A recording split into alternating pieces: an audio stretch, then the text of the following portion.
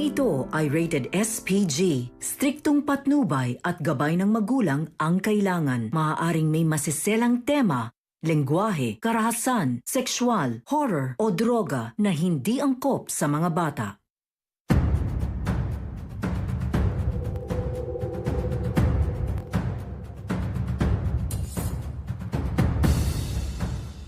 Ito po si Atty. Larry Gadon. Nananawagan ako sa inyo na magising na tayo. Hindi na tayo pwedeng ganito habang buhay. Alalahanin natin ang ating kinabukasan, ang kinabukasan ng ating mga anak, ang kinabukasan ng bansa. Kaya sa tunay na pagbabago, pumili ng bago, wag na bumoto ng mga luma, paulit-ulit. Sila na lang rin. Dapat yan isang termino lamang para magkaroon ng tunay na pagbabago. Kung walang bago, wala ring pagbabago. Poverty remains one of the most pressing challenges facing the Philippines today. For millions of Filipinos, the daily struggle is not just about making a living, but about securing a future for their families. While government programs, economic reforms, and livelihood initiatives continue to evolve, the question remains, how can real and lasting change reach the communities that need it the most? Tonight on The Game Changer, we talk about the realities on the ground, the policies being crafted, and the solutions being proposed to help uplift the lives of Filipinos. Good evening, I'm Ox Ballado, and this is The Game Changer.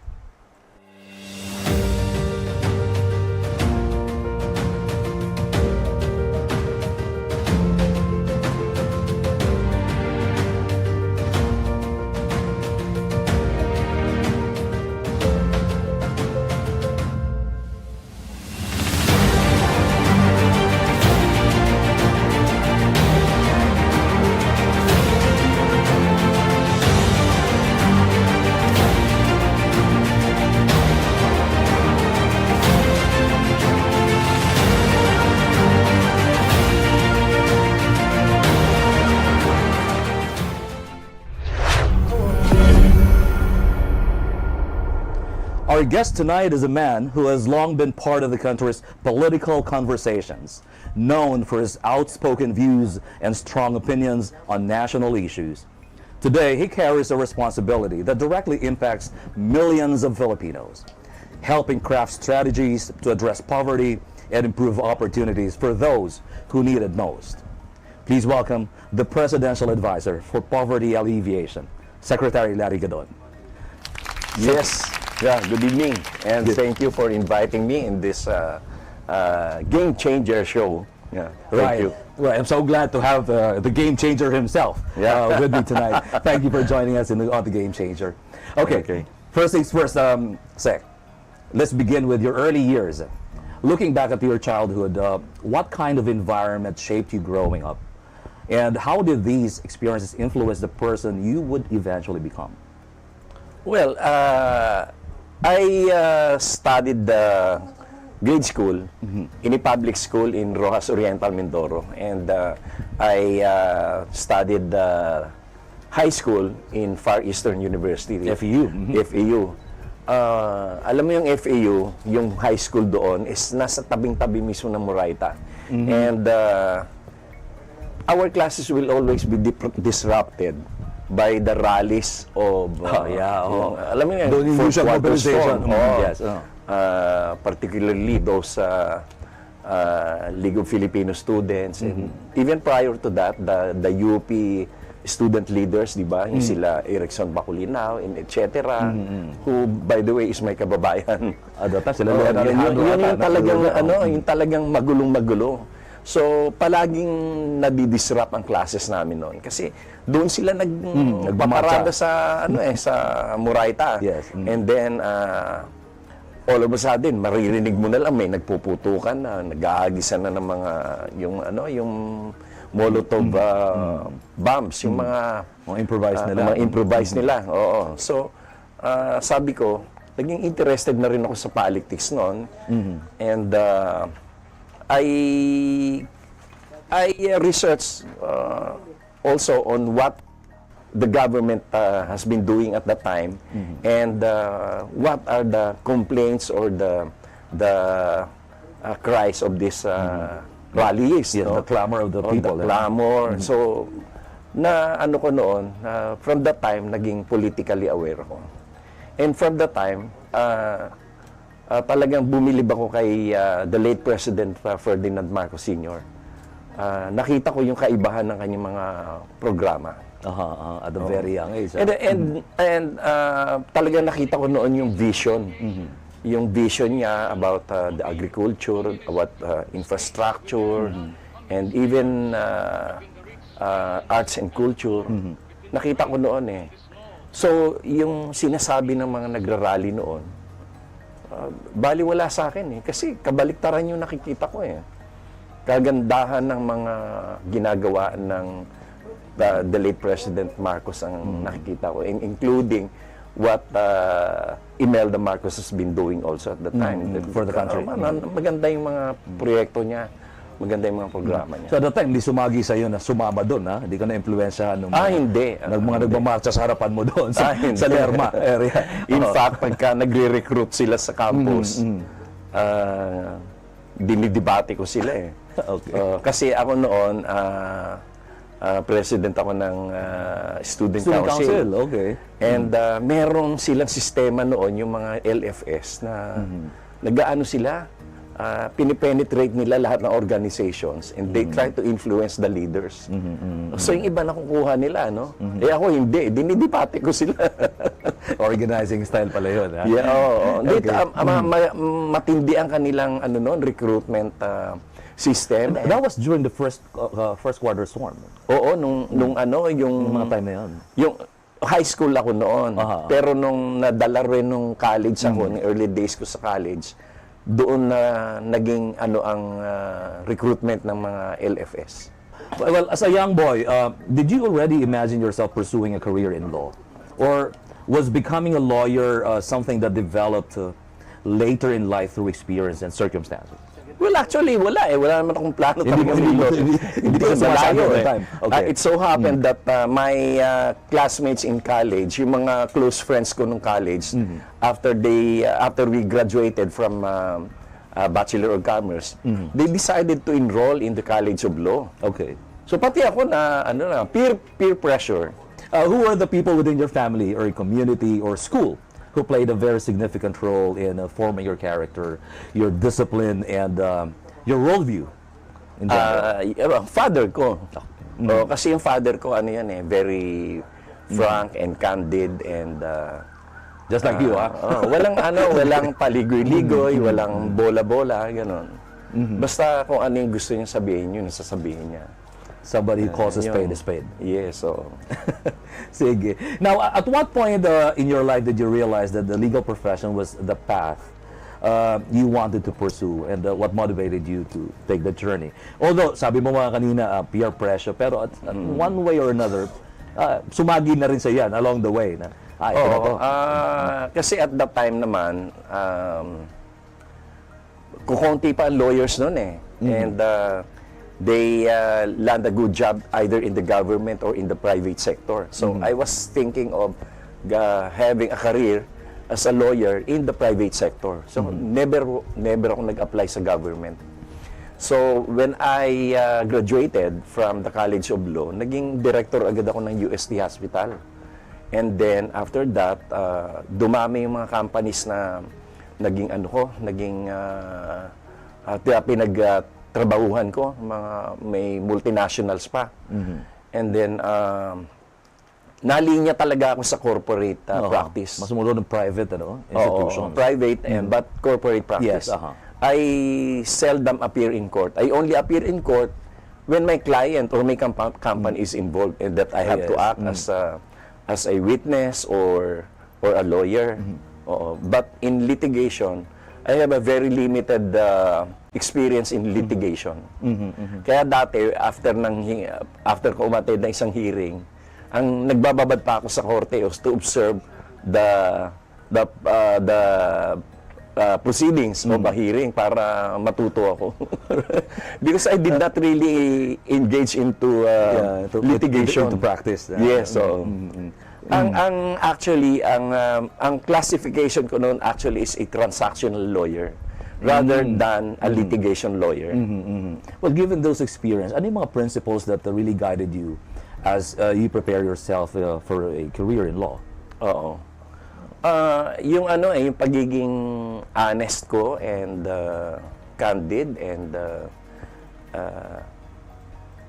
whatever is the right way, yun yung aking ipupush. And I always advise my client, pagka mayroong isang situation, sinasabi ko sa kanila, mali ka dito. Or matatalo ka dito. Wala nang pagka may nagko-consult sa akin, sinasabi ko sa kanila, mali tayo dito. O ito, pwede nating i-push ito.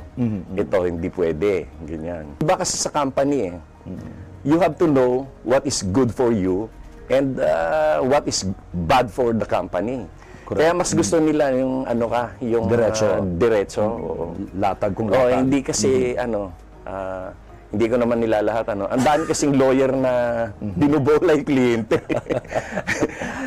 Trabaho, ugali ng karamihang lawyer. Sasabihin nila kung ano yung gustong marinig ng kliyente. Kahit na mali o kahit mapapahamak. Gaya ni Topacio. Kita mo lahat ng kliyente niya nakakulong. Di ba? Pero maingay siya. Maingay sa media, maingay. Pero hanggang ingay lang. So, yung ingay niya, akala ng mga kliyente ay magaling. Pero lahat sila nakakulong. Okay, sige. May mga public figures ba or national leaders or thinkers that you really admired growing up?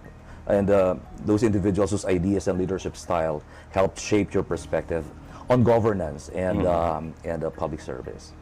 Well, my idol really is Ferdinand, The late Ferdinand Marcos Sr. Yes, Yung talagang napakagaling niya talaga, napakatalino. Brilliant. At yung vision niya, napakagaling. And then, of course, I also admire President BBM. Kasi siya very honest and very napaka-high ng integrity niya. And he's very sincere really. He's very sincere. And he really loves the country. Okay. Kita mo kahit yung mga dati niyang kaaway na hindi naman nakikinabang sa kanya, ganun na rin ang punto ngayon. Look at Coco Pimentel, di ba? Oo. Itong sila Kiko Pangilinan. They are now supporting BBM. And even the traditional yellow. Si Lenny kaya, Ma'am Lenny? Si Lenny, she is agreeing on some of the... Binisita niya sa Bicol And then, even prior to that, sinasabi na diba ni Lenny na she supports what BBM is doing insofar as the China issue is concerned. And then sabi nga niya, di ba, na 6 years ang nasayang dyan sa West Philippine Sea issue na yan. And I'm glad, sabi niya, that we are now fighting for our rights. So, she is supporting BBM on a lot of issues. Okay. Now, your current role as the presidential advisor on poverty alleviation carries a very significant and national responsibility. Looking back, how did your personal experiences and professional journey prepare you for a mission as complex as addressing poverty in the Philippines? Well, I have seen them. I have seen the poor. I have seen how they work. And because of my experience in a lot of companies, a lot of ventures, nakita ko doon kung paano ang buhay ng mga tao. From the poorest to at least to the middle class and also to the rich families. So nakita ko doon yung mga pwede natin magawa para maiangat natin ang buhay ng ating mga kababayan. And that is what President BBM is doing now. And in fact, I would proudly claim that the President is really reducing the poverty incidence now. Ang laki ng nagagawa niya. Kasi ano yan ang poverty incidence is not solved by giving ayuda only or yes, I agree. Or itong mga Dole out. hindi eh. But it also concerns education, health, and shelter, and of course, job or industry. Maganda ang resulta ng ating industry ngayon. And in fact, in my latest discussion with the DTI, tumaas ang ating exports from the time that BBM took over the leadership of the government. And just recently, after the Hyundai ship construction sa Subic, meron ding bagong na recruit si BBM, yung Samsung, which will put up a mineral processing plant in the Philippines. Napakaganda nun because they will be investing 51 billion US dollars to put up a mineral processing plant in the Philippines, wherein they will produce batteries that are used for electric vehicles and other components of gadgets, computers, cell phones. In due time, di tayo mag-import ng And batteries it will create direct jobs of 3,500 direct jobs. Saan po location yan? by the Sa way? Kalamba. Kalamba naman. Okay. I think they have thousands and thousands Yes, of workers there. ang thousands of workers, yung directly employed. Yes. And of course, it will also help the downline industries and like suppliers. No?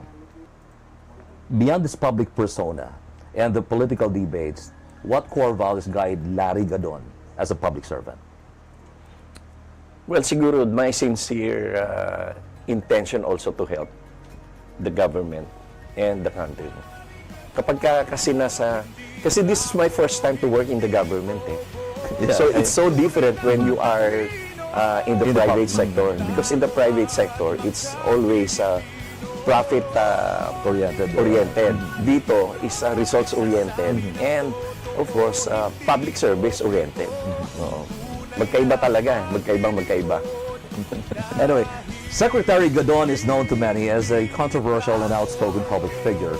But the question many people continue to ask is this: why has Larry Gadon become such a controversial personality in the Philippine public life?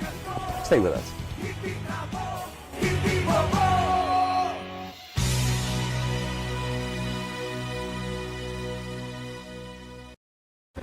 2025 was a meaningful year for Bingo Plus Foundation.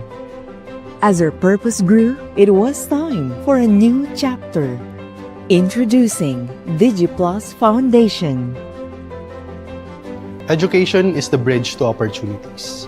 Through the Future Smart program, we empower learners and educators nationwide. At DigiPlus Foundation, we multiply learning for a better future.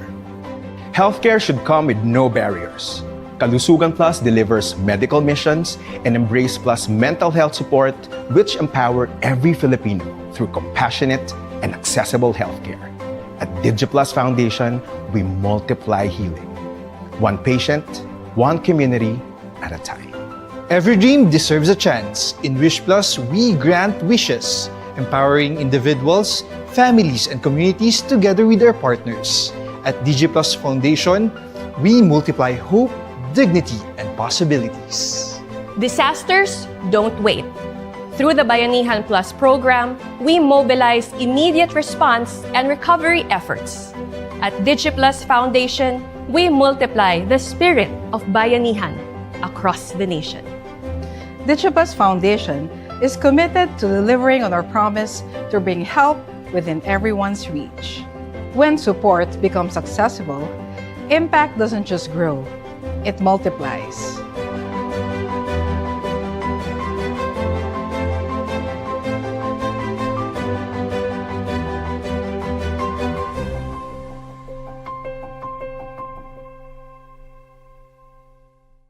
Madaling pa mag-cash in sa Bingo Plus? Sa Bingo Plus, Official partner na namin ng Bayad Center. Easy! license ba yun ng popcorn? Kaya responsible gaming lagi. Ang fun! Gaming? Na may insurance? Sa PhilFirst, insured ang wallet mo ng 1 million pesos. Safe nga! Talaga namang... Partnered with Bayad Center, licensed by PAGCOR, protected by PhilFirst. The best players succeed because they set boundaries. Every great athlete wins with control. Always have a game plan.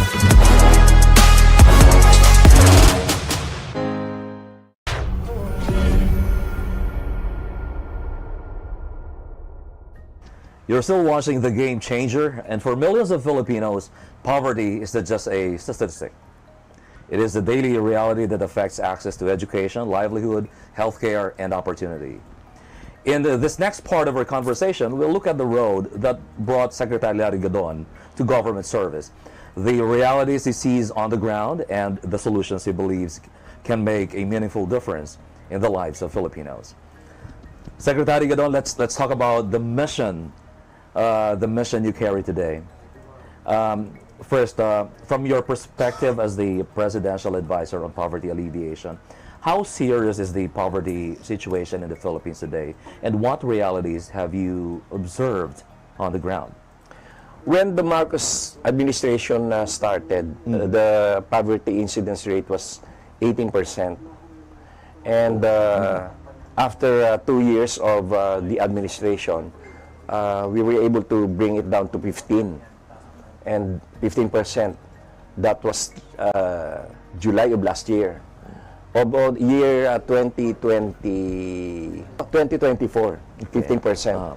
Now, we are waiting for the final survey of the Philippine Statistics Authority, but we are estimating at around 13%. So by the year 2028, our target of 9%, we will be able to hit the target. And what is more that can be considered as a success in this program of anti-poverty is the fact that we have created a lot of jobs. Our employment rate in 2025, in 2024 and 2025, average at 96.2%, which is the highest in 20 years. Kasi marami tayong na-create na jobs particularly in the micro, small, and medium enterprises.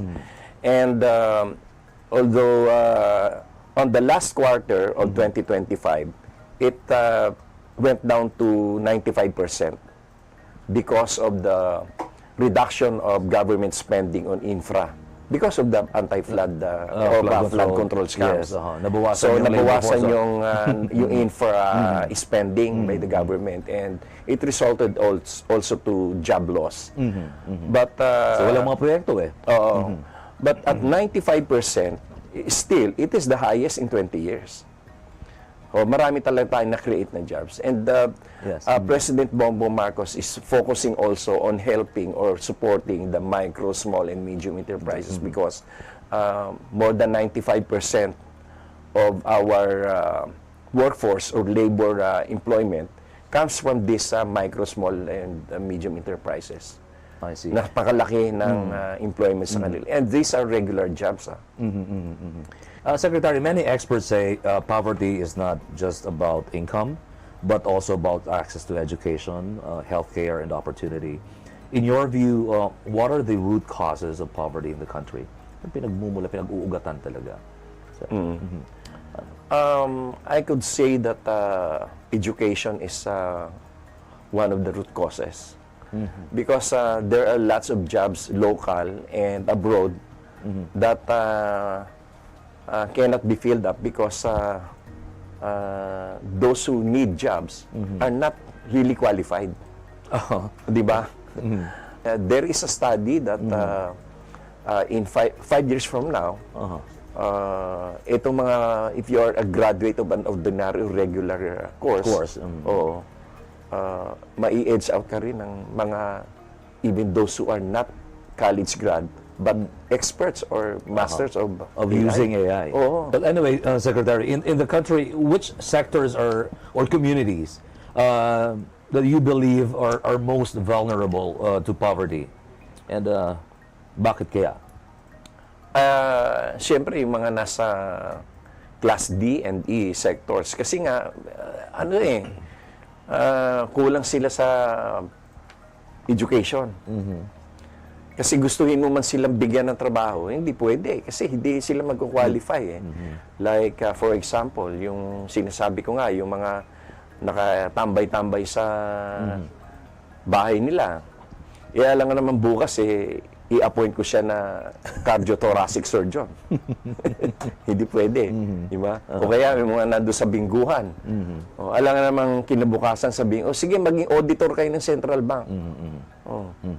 It's simply because they did not acquire any skill or any education. At saka meron din ginawa kasi si President Bongbong Marcos para dun sa yung mga hindi nakagraduate ng college, pero nagtatrabaho na, yung tinatawag nating ETF, yung Expanded Tertiary Education Act, na kung saan ay kahit hindi sila actual na nag-enroll ng college or hindi nila natapos ang ibang units sila sa college, but if their job experience, work experience is already equivalent to the degree or to the subjects that were not taken up, they can go to any accredited educational institution and get an exam or evaluation. And then pagka pumasa sila, they will be issued a diploma, a college degree, even if they are not, they did not actually take up courses in college. Now let's talk about your role naman in government and the strategies that you employ as a secretary. Well, in your current role, what exactly is the mandate of the Office of the President, of the Presidential Advisor for Poverty Alleviation? Well, to help and how does it work with other government agencies? Sabi mo coordination. Si Pangulong Bongbong Marcos kasi, his advocacy is for the government to work as one. So, ang tinatawag namin dito ay yung whole of government? Whole of government approach. So, ngayon, nagtutulungan din naman kami ng iba-ibang mga agencies. And ang pinaproject ko ngayon is yung hindi pa ginagawa halimbawa ng DSWD, hindi ginagawa ng TESDA. To avoid redundancy. But I coordinate with them also. No? Okay.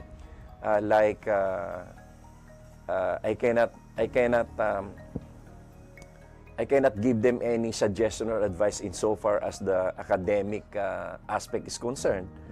But I also help the education sector by giving them ways how to save operational costs, so that the savings can be used for the primary purpose, which is education. Yes. Or like providing solarization in the campus, so that they can save a lot on their electricity cost. And then, magagamit nila yung savings sa ibang mga academic requirements. And I'm doing it now. And bagong program ko ito na hindi ginagawa ng iba. That's nice. And ang maganda nito, this is zero cost to the government. Yes. Walang capital outlay dito ang government. Walang utang din ang gobyerno. Oo. Pero ano yan, we can build as much as 1.5 megawatt of electricity per campus. But as of now, the current requirement of most of schools are only lesser than 1 megawatt. Siguro mga nasa 700 kilowatt pa lang ang ginagamit nila. That is already enough to power the school so that they can use the classrooms, lighting, aircon, computers. Less cost to the government. Yes, less cost to the government. And more convenient. Yes, more convenient. And not only that, this is also one way of complying with our international commitments on Paris Agreement, wherein the country is a signatory to the reduction of carbon emissions. So meron tayong yung tinatawag na Paris Agreement. And there is also the Kyoto Protocol wherein we also commit to reduce our carbon emissions by the year 2030. And by 2030, at least our mixed use of fossil fuel and alternative energy is 35% at least. Oh, that would 35 at least. 35 at least ang alternative energy. Yes. And because this matter has not been given much attention by the two previous administrations, do you know that up to now, our compliance is only around 5 to 6%. That low? Yes, that low. And it's already 2027. We have at least 3 years to work to complete at least. Yes, or perhaps advance more. Yes. And yun ang isa sa mga ginagawa ko ngayon, so that I can also help the government in achieving the commitments, the international commitments for our carbon emission reduction. That's good. And at the same time, I'm also helping the school and also the hospitals. Yes. Kasi yung hospitals, ganun din ang ginagawa ko. Bibigyan sila ng solarization at no cost to the government. And then they will save a lot. They will also earn from the excess electricity that they can upload to the grid. Oo. Kasi babayaran din sila ng grid doon eh. And whatever monetization of carbon credits, kahati din sila. So they are saving. Magandang program. And at the same time earning. And at the same time, they are helping the Philippines in meeting the requirements of carbon emissions, the international commitments. And the energy requirements of the schools. Yes. And the health. And ano na to, actual na to. There are schools na ginagamit na to. Especially those last mile schools. Yes, yun talaga target ko. So itong the last 2.5 years of the Marcos administration, I will push it more. Marami na kaming mga kausap ngayon. In fact, some LGUs are also asking for our assistance in creating this program for their localities. At isa pa pala maganda dyan, kasi this will also help the communities, empowering the communities, because the excess electricity that can be produced by the schools or the hospitals can be sold to the co-ops, the electric co-ops, the local electric co-ops.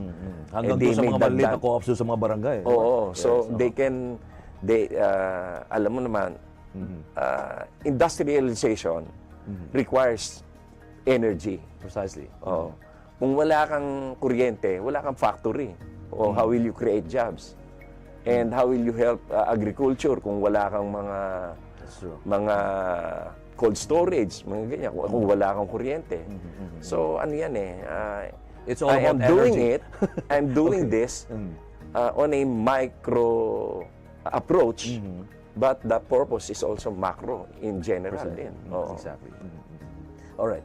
Sige, ito naman, Secretary. Well, that program is phenomenal. No? Ang ganda nun. Ang lawak ng abot. Malayo yung maabot, literal. Kasi ako, at saka walang gastos gobyerno dito. Concerns me a lot, walang utang ang gobyerno. That's true. And like I was trying to tell you, what really concerns me a lot when it comes to energy is alam ko kasi yung sitwasyon ng mga last mile schools, yung far-flung areas, and because of that program, the plight that they're experiencing will certainly be alleviated. Yeah. Okay. Anyway, on a personal level, Sec, what motivates you in taking on this responsibility of helping address poverty in the country? Well, because I want to help the country, and I want to help our countrymen when it comes to alleviating poverty. And I want to help President Bongbong Marcos achieve his success as a president. Siyempre, nangampanya tayo sa kanya, pinaglaban natin siya. So I have to help him. All right. Okay, when we return, we shift gears and get to know Larry Gadon in a different way. We'll put him in the hot seat for our lightning round, the Gadon Game. This is going to be very exciting. Stay with us. You're watching The Game Changer. Hindi trapo, hindi bobo, tunay na matalino.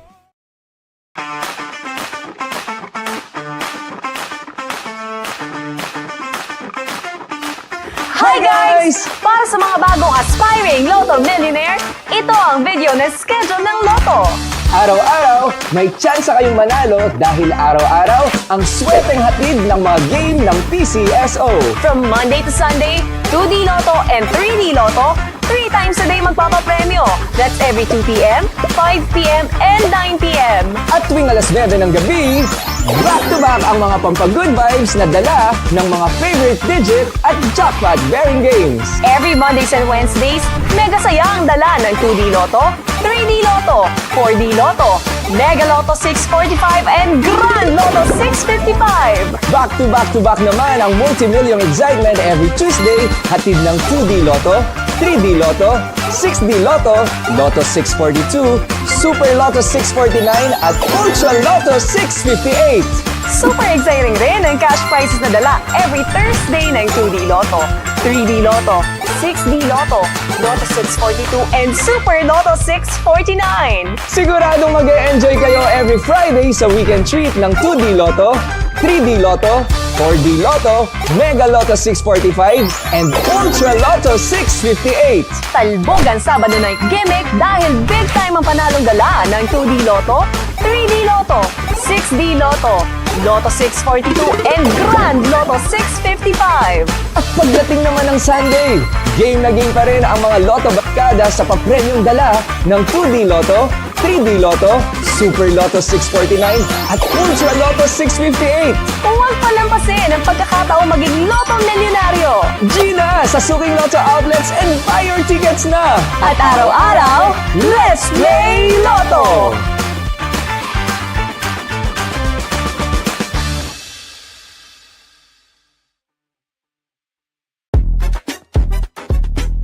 Mga kaloto, alam nyo ba, may simple, fun, and exciting way para manalo ng cash prizes araw-araw dito sa PCSO? Yup, I'm talking about 2D Lotto. Sa 2D Lotto, may 3 daily draws from 2 p.m., 5 p.m., at 9 p.m. Kaya 3 chance din para manalo araw-araw. To play, ganito lang yan. Pumunta sa pinakamalapit na Lotto outlet at kumuha ng 2D Lotto play slip. Pumili ng 2 numbers from 1 to 31. Wala ka pang naisip na lucky numbers? Don't you worry! Lucky Pick is here. Sa Lucky Pick, ang Lotto Terminal na mismo ang pipili ng numbers para sa'yo. Next, pumili ka ng amount per combination na nais laruin. Mula 10 pesos to 500 pesos yan. At kung tumama ka in exact order ng winning numbers, besh, panalo ka ng 4,000 pesos for 10 peso play. Gusto mo ng mas malaking chance manalo? Try the Rambolito. Kahit hindi in exact order ang winning numbers mo, panalo ka pa rin ng 2,000 pesos per 10 peso play pag napili ang numbers sa ticket mo. Busy person ka? No problem yan dito. Dahil you can play for 2 up to 6 consecutive draws.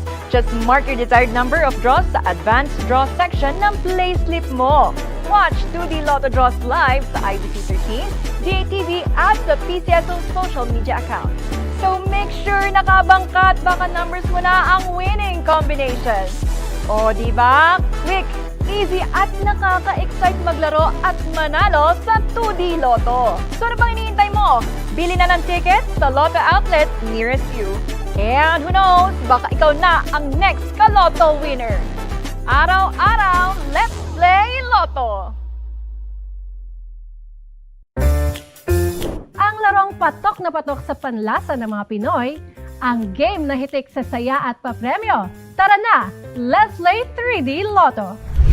Playing 3D Lotto is as easy as counting 1, 2, 3. Piliin at markahan ang tatlong numero mula 0 hanggang 9 sa inyong 3D Lotto play slip.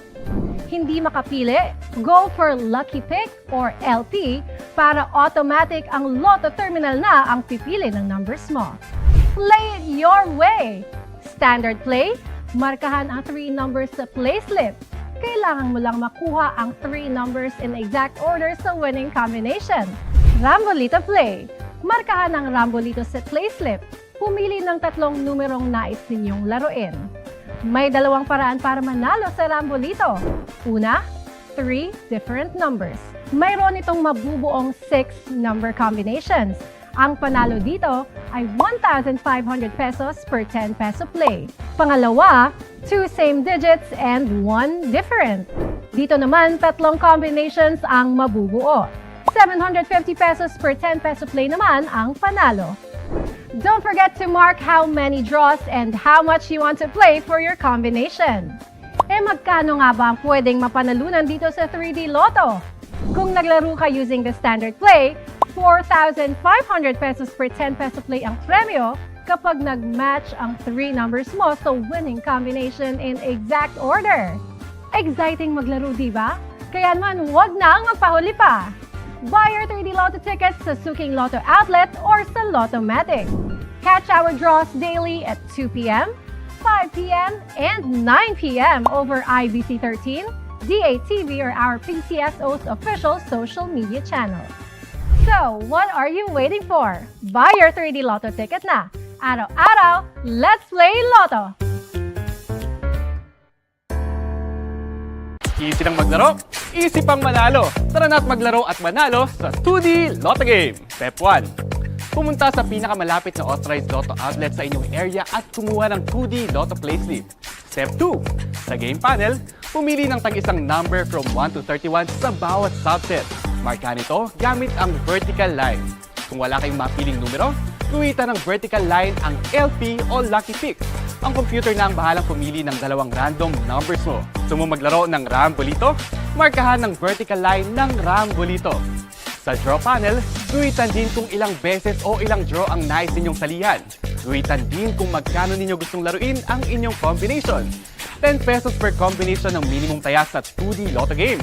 Pagkatapos markahan, ibigay ang playslip sa Lotto Teller at bayaran ang halaga ng ticket.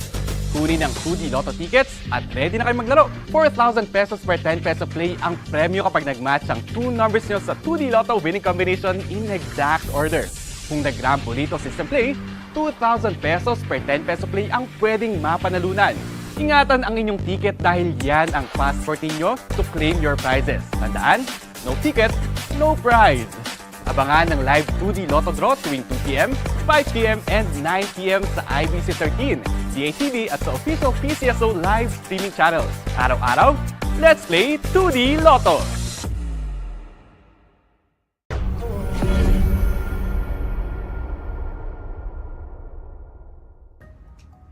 Welcome back. You're still watching The Game Changer, and we're still here with Secretary Larry Gadon. Tonight, we talked about his journey, the experiences that shaped him, and his current role in addressing poverty in the Philippines. But before we conclude our conversation, we want to get to know Secretary Gadon in a slightly different way. Secretary Gadon, you're often described as a very outspoken and sometimes controversial public figure. How do you personally respond to critics, and who say your style of politics is too confrontational? Well, I don't mind them. Konti lang naman yung mga yan eh. Mas marami pa rin yung fans ko. And the mere fact that my TV appearances or my vlogs are getting views of more than 1 million, ibig sabihin nun mas sikat ako kaysa doon sa mga... Much bigger in numbers in terms of... Yes, and not only that, I am less confrontational now because I have developed that style of campaigning before just to defend BBM. Kasi talaga ang dami tumitira dati no? And our purpose then was to have him win. Ganun lang ang ano ko noon. Nangyari na? Inaaway ko lahat ng mga walang yan noon. Nanalo na. So, tahimik na ako. Nanalo na. So, it's a different style now? Yes, yes. Okay. More of a statesman now. Kakita mo yung mga ginagawa ko. Very diplomatic, huh? Okay. Yeah. Okay, as I was saying, over the course of your career, you've been part of many political controversies and national debates. Looking back, which particular issue or moment has left the deepest impression on you? Yung talagang tumatak talaga kay Secretary Larry Gadon. Tingin ko yung yung pagiging anti-yellow ko eh. Yung anti-yellow, yun yung tumatak talaga sa akin. Kasi for a very long time, the Marcoses were trampled upon and nobody wants to defend them. But when I started appearing in national media and telling everybody that Marcos was the best president and that this is not true, mga ganyan, pinagtatanggol ko si Marcos. Ang nangyari, lumabas yung mga tao na talaga palang mga Marcos loyalist. And they're just awaiting for somebody siguro to lead. Because at that time, when you talk good about Marcos, you will be ostracized and you will be isolated. Yeah, you will be isolated. But I tried to do the other way, no? Ang nangyari, lumabas ngayon yung mga tao. Marami pala talagang mga Marcos loyalists and marami yung naniniwala kay Marcos. Kasi masyadong kinawawa si Presidente Marcos Sr. doon sa mga narratives nila. Yeah, in the past. Okay. Pero ngayon, na-realize ng mga tao, siya pala yung mahusay. Let's move to this very important part of our conversation. This is the last, but not necessarily the least. Okay. Okay. For this segment, we will call it Gadon, something like that. You know, God on the Gadon Game.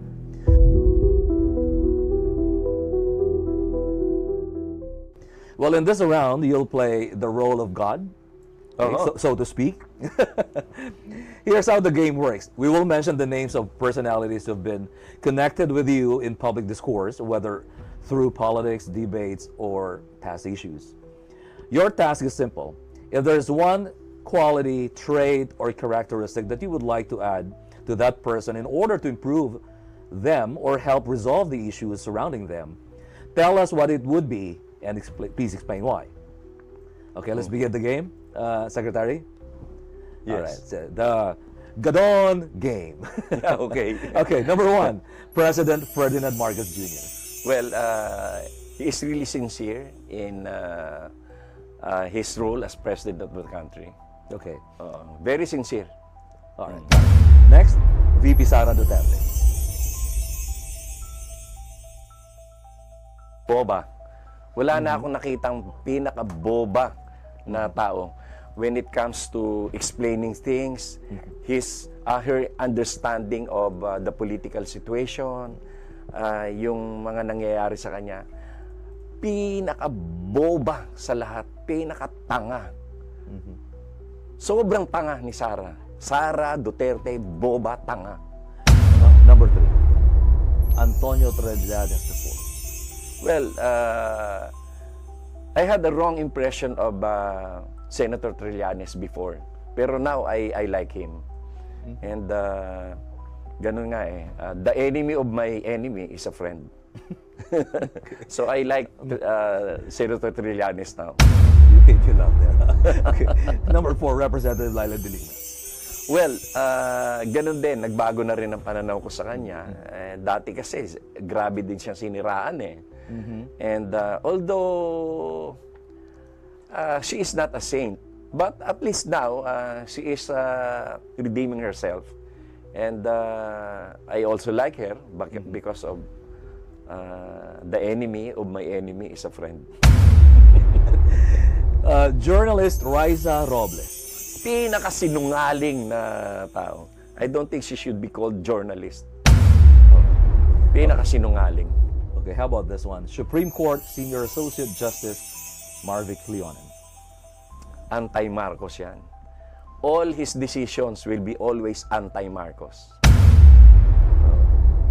Okay, last question, Secretary Gadon. In your current role as a presidential advisor in poverty alleviation, how do you define being a game changer in the fight against poverty in the Philippines? My role as a game changer, because I think ways and means of how to help the government, how to help President Bongbong Marcos. which are not being done by other departments. I don't copy and I don't duplicate what they are doing. Hindi kagaya ni, let's say, itong si Sarah. Ang gusto pala niya mabigay ng mga ayuda, ganyan. That is being done already by DSWD, di ba? Ako, iba ginagawa ko. Yung talagang, as I have said a while ago, this is a micro approach, but the result will be macro. All right. Okay, thank you very much, Secretary. Yeah, thank you rin, very Oxo. Thank you for your time and for joining me in this conversation. The Game Yes. Changer. Thank you, thank you. Addressing poverty requires more than programs and policies. It demands leadership, commitment, and the collective effort of government, communities, and every Filipino who believes that change is possible. Tonight, we heard the perspective of Secretary Larry Gadon, the Presidential Advisor on Poverty Alleviation, on the challenges that remain and the possibilities that lie ahead. Because in the end, the true measure of progress is not just economic growth, but whether that growth reaches those who need it most. Thank you for joining us in tonight's discussion. I am Ox Ballado, and this has been The Game Changer. Good evening. Thank you, sir. Hindi trapo, hindi bobo, tunay na matalino, makatao at makapili.